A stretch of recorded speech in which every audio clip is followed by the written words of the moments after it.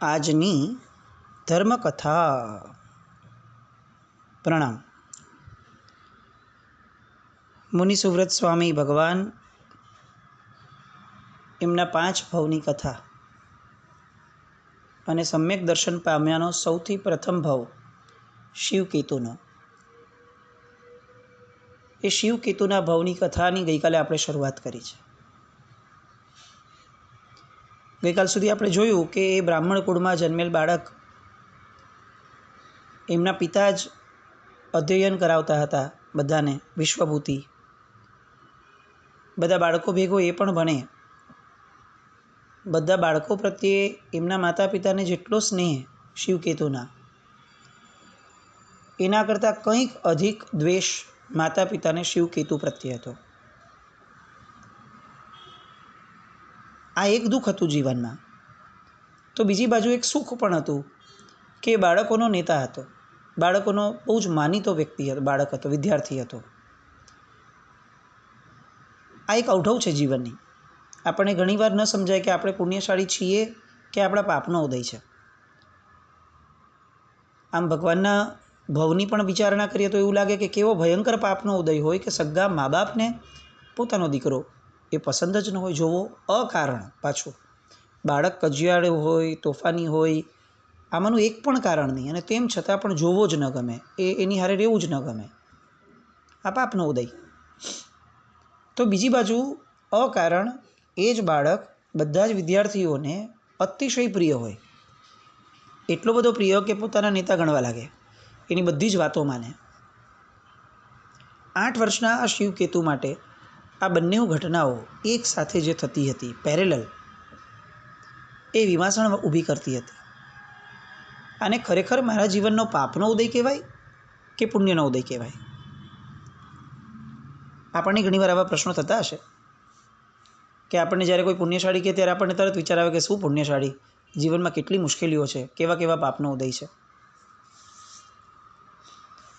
પણ ક્યાંય આપણે એવું નથી વિચારતા કે આ બધા જ પાપના ઉદય વચ્ચે પણ કેટલી હદ સુધીના પુણ્યના ઉદયો પણ આપણે ભોગવીએ છીએ. આપણી સાથે જે આપણી ધારણા પ્રમાણેનું નથી થતું, એ જેમ આપણો પાપનો ઉદય છે, એમ જગતના કેટલા બધા લોકો સાથે જે નબળું થાય છે, એમાંનું મહદ અંશે કંઈ જ આપણી હારે નબળું નથી થયું, એ પુણ્યનો ઉદય ન ગણાય? કોઈક રસ્તા પર જન્મ્યું, રસ્તા પર જ ઉછર્યું અને રસ્તા પર જ ગુજરી ગયું, એ એના પાપનો ઉદય, એની ના નથી. પણ હું ન રસ્તા પર જન્મ્યો, ન રસ્તા પર ઉછર્યો, ન રસ્તા પર મરીશ. હું એક વ્યવસ્થિત ઘરની અંદરમાં, કુટુંબ પરિવારની અંદરમાં જન્મ્યો. આ મારા પુણ્યના ઉદય નહીં? આવી કેટલી બધી પુણ્યના ઉદયની ધારા અગર આપણે આપણી જાત માટે વિચારવા બેસીએ તો આપણને એવું લાગે કે આટલા બધા પુણ્યના ઉદયની સામે કદાચ 2-5 પાપના ઉદય આવી ગયા છે, તો એ મારા મગજમાં હાઇલાઇટ કેમ થાય છે? એના અસ્તિત્વને નકારવાની વાત નથી કે એ હોઈ જ ન શકે, એ ભૂલી જ જવાનું નહીં. જે છે, દેખાય છે, સંવેદાય છે, એને કેવી રીતે ડિનાય કરી શકાય? એ તો છે જ ભાઈ. પણ જ્યારે મને થાળીની અંદરમાં 15 વસ્તુ સારી પીરસવા મળી છે, પીરસાઈને આવી છે, ત્યારે જે 2-3 વસ્તુની અંદરમાં મીઠું નથી પડ્યું, એની ફરિયાદ કેમ કરવાની? મારે જેટલું ખવાય એટલું મારી રીતે ખાઈ લેવાનું, અને કદાચ ઓલું ખાવું પડે તો થોડું ગળી જવાનું ખાવાના પ્રયત્ન કર્યા વિના, કારણ કે સાથે બીજી 15 વસ્તુઓ એવી છે કે જે હું રસાસ્વાદ લઈને જમી શકું એમ છું. It's all psychology. પન્યાસી મહારાજ હંમેશા એવું કહેતા કે કર્મનો બંધ અને કર્મની નિર્જરા, એ બંને અંતે તો આપણા મગજમાં જ છે. આપણે મગજથી એને દુઃખ ધારી લઈએ તો એ દુઃખ છે, અને મગજથી સુખ ધારીએ તો એ સુખ છે. It's all in mind. અહીંયા શિવકેતુ એ આ અવઢવની અંદર, દ્વંદ્વની અંદરમાં 8 વર્ષની ઉંમર છે, કોઈ છતાંય ઉંમર કરતાં ઘણો પરિપક્વ છે, પણ આ એક વિમાસણ સતત એના મનમાં રહ્યા કરતી હોય છે. આવી પરિસ્થિતિની અંદરમાં એક ઘટના બને છે. એકવાર પાઠશાળા જવા માટે નીકળ્યો હોય છે. હજી તો દ્વાર પર પહોંચે એની પહેલાં અચાનક જોર જોરથી બાળકોનો અવાજ સંભળાય છે, મારો મારો. પેલા સેવડાને મારો, અરે દોડો, ઝટ કરો, ક્યાંક છટકી ન જાય, હારો અહીં બેઠો બેઠો કંઈક ગણગણે છે, નક્કી કંઈક મંત્રો ભણતો હશે, મારો મારો. આવું બધા બાળકોનું બોલવાનું એ આ શિવકેતુને સંભળાવ્યું. અને એને દેખાયું કે બટુક બાળકોનું એક મોટું ટોળું હાથમાં જે આવ્યું તે લઈને બૂમો પાડતું ને ધાંધલ મચાવતું દોડે છે. કોકના હાથમાં પથ્થર હતો અને કોકના હાથમાં ઢીખાડા હતા, કોકને ઈંટના રોડા લીધા હતા અને કોઈકે લાકડીઓ લીધી હતી. જે હાથમાં ચડ્યું તે લીધું અને બધા બટુકો દોડતા હતા. કઈ દિશા તરફ દોડતા હતા એ દિશા તરફ ધ્યાન કરતાં ખબર પડી કે અચ્છા, આ બધાના નિશાનમાં સામે બિરાજેલા એક જૈન સાધુ હતા. સાધુજનને જોઈને વિફરેલા બ્રાહ્મણ બટુકો એમની આંખમાંથી જાણે આગ વરસવા માંડી હોય અને આ સાધુને ગમે તેમ કરીને રફે દફે કરી નાખો એવા આશય સાથે બધા જ દોડતા હતા. મૂળ મુદ્દો એવો હતો કે આ રાજપુરોહિત વિશ્વભૂતિની પાઠશાળાના બટુકો એ ફરવા નીકળ્યા હતા. એમને એમ થયું કે નગરના ઉપવન વગેરેમાં જશું, થોડું ફરશું, રમશું અને આનંદ માણશું. અને એ બધાનો નાયક હતો શિવકેતુ. પણ શિવકેતુ હજી પહોંચ્યો ન હતો. ત્યાં આ બધા જ ઉપવનના પ્રાંગણમાં જે ઘટાદાર અશોક વૃક્ષ હતું એના એ દિશા તરફ આગળ વધ્યા અને ત્યાં અચાનક જ એમની નજર એ વૃક્ષની છાયા તળે સાફ સુથરા ઓટલા ઉપર બેઠેલા એક મુનિરાજ તરફ ગઈ, જે શાસ્ત્રોનો સ્વાધ્યાય મધુર અને ઊંચા સ્વરે કરી રહ્યા હતા. હવે આ બધા જ બટુક બાળકો બ્રાહ્મણો, એમને ગળથૂતીથી સંસ્કાર મળ્યા હતા કે જૈનો નાસ્તિક છે, જૈનો હલકા છે, જૈનો બ્રાહ્મણોના શત્રુ છે. જો આ લોકો દેખાય તો એમને દીઠા ન મૂકવા, જ્યાં મળે ત્યાં ઢીબી નાખવા. આવા બાળપણથી એમને સંસ્કાર મળ્યા હતા. કેવું કુમળું માનસ હોય બાળકોનું, એ વિચારવામાં પણ એ લોકોની ક્ષમતા ન ઊભી થાય કે કેમ એવું, શત્રુ કેમ થયા. હવે આ તો ચાલો બધું ભણ્યા, પણ આ તો શાંત બેઠા છે, એને કેમ આપણે ડીબેડી નાખવાના, એનો શું વાંક ગુનો. આવું એ બાળકના માનસપટ ઉપર ઝબૂકે પણ નહીં. કારણ કે એ એવી કોરી પાટી છે કે એની પર જે લખો એ બધું જ સાર્થક થતું જાય. બાળકોના એ ઉંમરના અધિજનન શાસ્ત્ર પ્રમાણે એ નાની ઉંમરના સંસ્કારો એ એના જીવનના છેલ્લા શ્વાસ સુધી એ છોડી નથી શકતો. એ ગમે તેટલો એજ્યુકેટ થાય, ગમે તેટલો એ વિકસિત થાય વૈચારિક રીતે પણ કેટલાક એ સંસ્કારો કે જે એણે જોયા છે એની નજર સામે, જે એણે વારંવાર સાંભળ્યા છે, જેને સંભળાવવામાં આવ્યા છે, એ સંસ્કારોને એ ક્યારે પણ ભૂલી નથી શકતો. જે બાળકે એની આ વયની અંદરમાં પોતાના મા બાપ સાથે રહેવાની ઈચ્છા ઊભી થઈ હોય અને જો એ પામી ન શક્યો હોય, આ અત્યારના શહેરીકરણના જીવનના ભાગરૂપે જો એના મમ્મી ને પપ્પા બંને એ ઓફિસ ગોઈંગ હોય અથવા વર્કોલિક હોય અને જો એણે નાનપણના સમયની અંદરમાં પોતાના મા બાપ માટે જો ઝૂરવાનો એણે કેટલોક સમય પસાર કર્યો હોય, એ ઉંમરમાં સમજણો થાય એની પહેલાંની ઉંમરમાં, તો એ ક્યારેય પોતાના જીવનની અંદરમાં માતા પિતા પ્રત્યે ગમે તેટલું ઈચ્છે તો પણ એ એવો સદભાવ કે વિનય ઊભો ન કરી શકે. એની છાપ બહુ જ મોટી હોય. આજની આપણી જે વ્યવસ્થાઓ છે જેમાં માતાને જોબ પર જવાનું કે બિઝનેસ પર જવાનું કે બાળક માટે સમય ન કાઢવાનું મન થાય છે, એનું પરિણામ એ બહુ સ્પષ્ટ છે. આજે આપણે એને પ્રી નર્સરીમાં મૂકીએ છીએ તો એ એડમિશન લેતી વખતે આપણે બહુ તૈયારી રાખવી જ પડશે કે આજની આ પ્રી નર્સરી એ આવતીકાલે મારા વૃદ્ધાશ્રમનું બુકિંગ છે.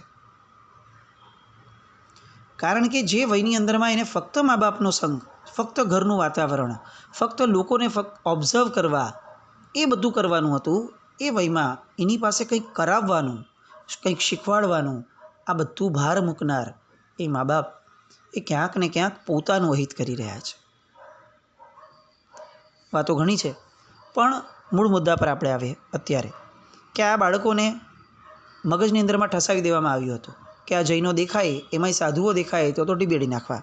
અને એટલે બધા જ બાળકો એ જે હાથમાં આવ્યું તે લઈ અને મારવા માટે દોડ્યા હતા. શિવકેતુની નજર ગઈ કે આ લોકો તો આને મારશે, ચીસાચીસ કરતા જતા હતા અને બસ સાવ નજીક પહોંચતા હતા. અને એટલામાં જ શિવકેતુ જોરથી બૂમ પાડે છે અને તરત જ બધાને રોકે છે અને પોતે એકદમ સાબદો થઈ અને બધાને કહે છે કે કોઈ અહીંયાથી હલતા નહીં, કોઈ હલતા નહીં. બધા જ ઊભા રહી ગયા. આમ સત્તાવાહી સૂરે, કારણ કે એને ખબર છે કે એ જે કહેશે એ થવાનું છે, એટલે સત્તાવાહી સૂરે એણે કીધું કે ઊભા રહો, કોઈએ પથ્થરો મારવાનો નથી, ઊભા રહો. જે પણ પથ્થર મારે તેને ગુરુજીના સોગંદ છે, એને ધર્મના સોગંદ છે, કોઈ મારતા નહીં, કોઈ નહીં. અને તૂફાને ચડેલા અટકચાળા બટક બાળકો આ બધા સાંભળીને સ્તબ્ધ થઈ ગયા, થંભી ગયા ત્યાં ને ત્યાં જ. બધાના ઉગામેલા હાથ અદ્ધર જ રહી ગયા. સોગંદનું ઉલ્લંઘન કરવું એ કોઈની માટે શક્ય ન હતું. આ પણ એક આર્ય સંસ્કૃતિની એક પ્રણાલિકા હતી. આપણે ત્યાં ઋષભદેવ ભગવાનની જ્યારે રાજ્ય ન્યાય વ્યવસ્થા જોઈએ ને, તો રાજા ઋષભે કેટલીક પરંપરા, ન્યાયી પરંપરા શરૂ કરતાં પહેલાં એને કેટલાક જે દોષિત થાય એને કેટલાક શબ્દો દ્વારા એમને ન્યાય તરફ વાળવા માટેનો પ્રયત્ન કરતા, ફક્ત શબ્દો દ્વારા. કારણ કે એ સમયની યોગ્યતા પણ એવી હતી કે કોઈ આપણને એમ કે હે તે આવું કર્યું, જા તે આવું કર્યું, એમ કરીને મોઢું ફેરવવું અને છેલ્લે ધિક્કાર, તે આવું કર્યું. આ બધી જ પરંપરાઓ એ પણ ન્યાયનો ભાગ ગણાતા હતા. એમાંનો જ એક ભાગ હતો કે જો તું હવે આવું કરીશ તો તને સોગંદ છે તારા ગમતા વ્યક્તિના કે તારા પૂજ્ય તત્વના. જોકે આ બહુ જ અંતિમ સ્વરૂપે અપાય. આપણે જે રૂટિનમાં એને સાવ સામાન્ય બનાવી દીધા એવી સ્વરૂપે વાપરવાની વાત નથી, પણ આ પણ એક પ્રકાર છે સમજાવવાનો. બાળકોને સમજાવ્યા, બધા જ બાળકો અટકી ગયા. કોઈએ પથ્થર એનો ઘા ન કર્યો. બધાને અણગમો થયો કે આ શું કરે છે, આવી રીતે કેમ કરતો હશે. પણ બધાએ શિવકેતુના આંખની અંદરમાં કેટલોક ભાવ વાંચ્યો કે શિવકેતુ જે છે એને આ ગમ્યું નથી આપણે કર્યું છે એટલે. અને પછી એટલામાં જ શિવકેતુ એમને સમજાવે છે કે જુઓ, કોઈ એક અજાણ્યો વ્યક્તિ એને વગર કારણે આપણે મારીએ તો એમાં આપણું નામ બગડે એવું નહીં, આપણા ગુરુનું નામ બગડે, આપણી શાળાનું નામ બગડે. શું આપણે એ બગાડવા બેઠા છીએ? જે આપણી પર ઉપકાર કરે છે એવા તત્વોનું નામ બગાડવા આપણે જન્મ્યા છીએ? અને બધા ના પાડે છે કે ના ના, એવું તો નથી કરવું. એટલે બધાને કહે છે કે ચાલો આપણે બધા પાછા ઘરે જઈએ. એ ભલે અહીંયા બેઠા, આપણે અહીંયા રહીને શું કામ છે, એમને એમની રીતે રહેવા દો. અને ભોળા બટુકોએ પોતાના મને પણ પોતાના નેતાની વાત માની લીધી. બધા જ ઘર તરફ ગયા. ઘર તરફ જવામાં આગળ નેતૃત્વમાં હતા શિવકેતુ. એને ડર હતો કે હું ઘરે જઈશ ત્યાં સુધીમાં પાછું આ લોકો કોઈ અહીંયા આવીને હેરાન તો નહીં કરે ને સાધુ ભગવંતોને. પણ છતાં એને એક વિશ્વાસ બી હતો કે ના ના, આ લોકો મારી વાતને ઉલ્લંઘતા નથી. આ બધી વિચારધારાઓમાં શિવકેતુ એ ઘર તરફ પાછા ફર્યા. પણ ક્યાંક ને ક્યાંક એક ઘટના એવી બની હતી આંતરમનની અંદરમાં કે જે હવે કંઈક અલગ દિશા આપતી હતી. ઘટના એવી હતી કે જ્યારથી એમણે પેલા સાધુ ભગવંતને જોયા હતા ત્યારથી એમનું મન એ સાધુ ભગવંત તરફ પૂર્ણ અકારણે, કોઈ જ પણ કારણ વગર આકર્ષાયા કરતું હતું. આ બધી ઘટનાઓ ચાલે છે, મનમાં ભય છે કે આ લોકો પાછા વહી જશે, મનમાં વિશ્વાસ બી છે કે આ લોકો નહીં જાય. આ બધી વિચારણા હેઠળ બેક ઓફ માઇન્ડ એ મહાત્મા કેટલા સરસ લાગતા હતા એનું સતત રટણ બેક ઓફ માઇન્ડ અચાનકથી શરૂ થયું. અને મન વિચારે ચડ્યું. કેવી નયન અભિરામ મુદ્રા હતી એમની, કેવું તેજસ્વી મુખ હતું એમનું, કેવું પ્રસન્ન વદન હતું એમનું, એમનો સ્વર કેટલો મીઠો લાગતો હતો. કોઈક વેદ ગાન કરતા હોય તો કર્ણપ્રિય કેવું લાગે, એના કરતાં તો કંઈક કર્ણપ્રિય એ એમના સ્વરો લાગતા હતા. કંઈ પણ હોય, પણ એમને જોતી વખતે જ મારા હૈયામાં કંઈક ટાઢક પડેલી. આવી શાતા તો મેં ક્યારેય પામી નથી મારા આજ સુધીના જીવનમાં. તો હું આવી શાતા પામવા માટે ફરીથી ત્યાં જાઉં? ના, પણ ત્યાં જઈશ તો આપણને તો જે શીખવાડવામાં આવ્યું છે એ પ્રમાણે એ તો આપણો શત્રુ છે. પાછું મન દ્વિધામાં આવે કે ના, પણ મને ખેંચાણ થાય છે, હું જઈ તો શું વાંધો છે, થોડીક વાર બેસીશ, મને બહુ શાંતિ મળે છે એમની પાસે જઈને. આ બધી જ અવઢવમાં એમનું મન ચાલવા લાગ્યું. આ દેખાડે છે કે પૂર્વનો કોઈક સંસ્કાર એ એના મનની અંદરમાં હવે ધીરે ધીરે ઉદ્દીપ્ત થવાનું શરૂ કરવા લાગ્યો હતો. જન્માંતરીય સાધના ક્યારેય નિષ્ફળ નથી જતી અને આ વસ્તુ આપણે પણ સમજવાની છે. આ દેવગુરુ ધર્મના જેટલા પણ યોગો અને ક્રિયાઓ અને આલંબનો આપણને કહેવામાં આવ્યા છે એ બધા જ વારંવાર કરીએ જ રાખવા માટે નથી. એ કરતાં કરતાં વિચારણા કરવા માટે છે, શાંત ચિત્તે કરવા માટે છે, જેટલું થાય એટલું કરવાનું, પણ કરતી વખતે વિચારણા કરવા માટે છે કે ક્યાંક મને આકર્ષે છે, ક્યાંક આવો યોગ મેં પૂર્વભૂમાં સેવ્યો હોય એવું મને લાગે છે. આ પરમાત્માના દર્શન કરતી વખતે હું વિચારું કે મેં આવો કંઈક જોયો છે, આવો આકાર અનંત ભવો કર્યા છે. અનંત ભવોમાં ક્યાંક તો મેં સંસ્કાર પાડ્યો હશે ને કે આ કંઈક ગમે છે મને, અકારણ ગમે. એ જન્માંતરીય સાધના. અને એવી જન્માંતરીય સાધના શોધવા માટે આટલા બધા યોગો આપણી સામે મૂક્યા છે. એ બધા જ યોગો સેવવા માટે આપણી સામે નથી મૂક્યા કે કોઈ પણ ભોગે કરવાનો, બસ શરીરની તાકાત હોય ન હોય, મનની અનુકૂળતા હોય ન હોય, પ્રસન્નતા હોય ન હોય, બસ કરવાનું એટલે કરવાનું જ. આવું નહીં. જન્માંતરીય સાધના કઈ છે, કોની, એ કેવી રીતે ખબર પડે? એટલે બધા ઓપ્શન સામે મૂક્યા કે લો આ બધી વાનગીઓ છે, એમાંથી તમને જે ભાવે ને એ તમે વાપરજો. આપણી તકલીફ એ થવા લાગી કે આપણે મને ભાવશે શું એ વિચારણા કર્યા વગર બધું જ ખાવા લાગ્યા. અને એટલું બધું ખાવું છે કે હવે મને કયું ભાવે છે વિચારવાનો સમય પણ આપણે નથી કાઢતા. આ પણ વિચારણીય છે. જન્માંતરીય સાધનાઓના બળે હવે આ શિવકેતુના ભવની અંદરમાં આ શિવકેતુને એક એવી દિશા મળે છે કે જે દિશા એની આખીને આખી દશાને અને એની ભવ અટવીની ભવ પરંપરાની દિશાને એક બહુ મોટો વળાંક આપે છે. અને એ વળાંક ત્યારે મળે છે કે જ્યારે એ ચોરી છૂપે પણ આવા વિચારોના કારણે એ મહાત્મા પાસે ફરીથી જાય છે. અને જાય છે એક ફાળ સાથે જાય છે કે મહાત્માએ તો જોયું હતું કે અમે બધા મારવા આવતા હતા, તો ક્યાંક મારી પર ગુસ્સે નહીં થાય ને. આવો પણ વિચાર 8 વર્ષનું બાળક છે. બાળ સહજ કેટલીક વિચારણા, કેટલાક ભય આવે છે, એ બધા આવતા હતા. હવે એ સ્વાધ્યાય મગ્ન મુનિ ભગવંતની સામે બેઠેલા આ શિવકેતુની સાથે શું થાય છે એ સમજવા આવતીકાલે ફરીથી મળીએ.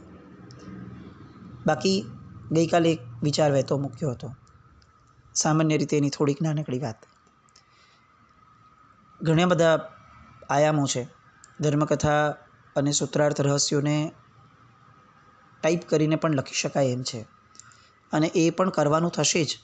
એવું નથી કે ફક્ત પેપર ઉપર લખીને જ આપણે આમાં આગળ વધવું છે, પણ એક વિચાર વર્ષોથી જ્યારે જ્યારે પરમાત્માના શાસનની પરિસ્થિતિ જોઈએ ત્યારે વર્ષોથી આ સામાજિક આપણે ત્યાં જે બદલાવ આવ્યો છે એને જોઈને જન્મતો કે રિટાયર થયેલ વ્યક્તિઓ, માતા પિતા,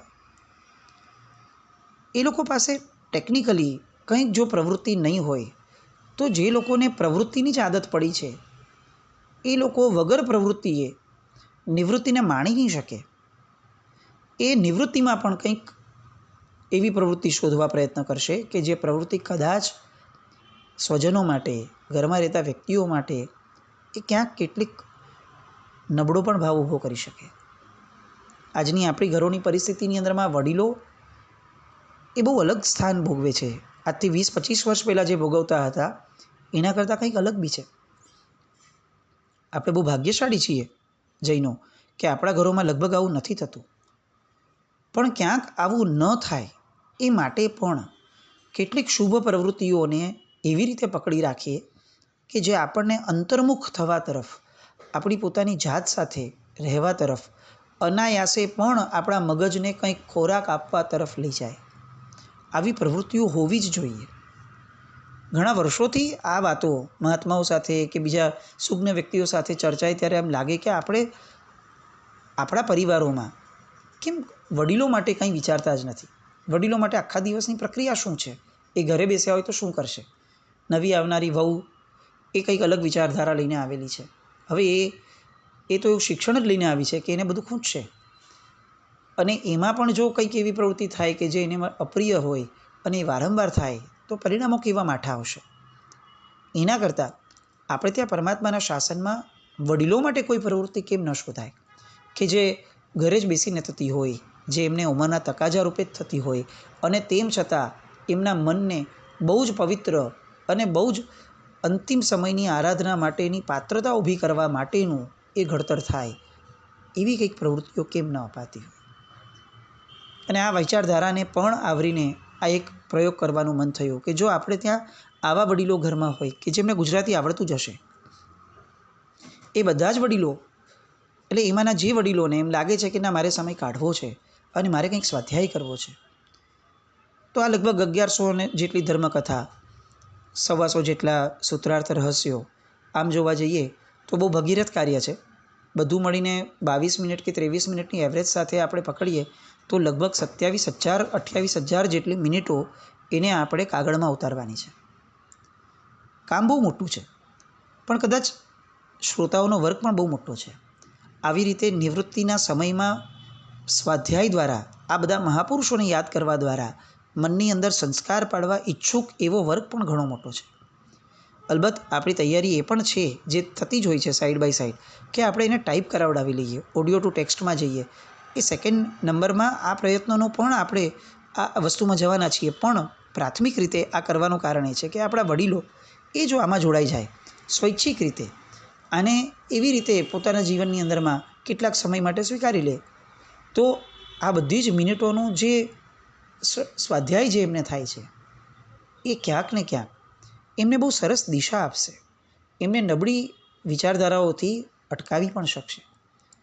આ એક બહુ સાહજિક વિચાર છે, કોઈ સ્વાર્થ પ્રેરિત છે એવું તો ક્યાંય નથી, પણ આવો એક ભાવ છે કે જે વડીલોને એવું લાગે કે અમારા ગુજરાતીમાં અક્ષર સારા છે, અથવા એમને એવું લાગે કે અમારા પરિચિતો છે કે જે લોકોના અક્ષરો સારા છે, ભલે ધર્મકથા ન સાંભળતા હોય, પણ આવા કંઈક વડીલોને જો આપણે ભેગા કરીએ અને એમની અનુકૂળતા પ્રમાણે, આજે 10 જ મિનિટ લખવું છે ભાઈ, આજે 1 જ કલાક લખવું છે, જેમ જેમ રંગ ચડે એમ રંગ ચડાવાય, આવી કંઈક રીતે ઓડિયોને થોડો સ્લો કરી અને જો લખાવવાનો પ્રયત્ન કરીએ તો એ લખાઈ જશે. એના કરતાં વધારે ફાયદાકારક એ છે કે એમનો સમય સારી દિશામાં જશે. આવો પણ એક ભાવ છે. ફરીથી હવે આનું જે ફાઇનલ સ્ટ્રક્ચર છે જે આપણે વિચાર્યું છે, એને એક પ્રોપર ઢાંચા સાથે એક અલગ ઓડિયોમાં આવતીકાલે મૂકવાનો પ્રયત્ન કરીએ, પણ પેલા વસ્તુથી ભાવિત થઈએ. આ કોઈ બર્ડન નથી, આ કોઈ કમ્પલ્શન નથી, એ વિચારધારાથી એને કંઈક સીવીએ, એવી શુભ મંગલ કામના સાથે. જીના જ્ઞાવૃત કંઈ પણ બોલાય તો મિચ્છામિ દુક્કડમ. જૈનમ જયતિ શાસન.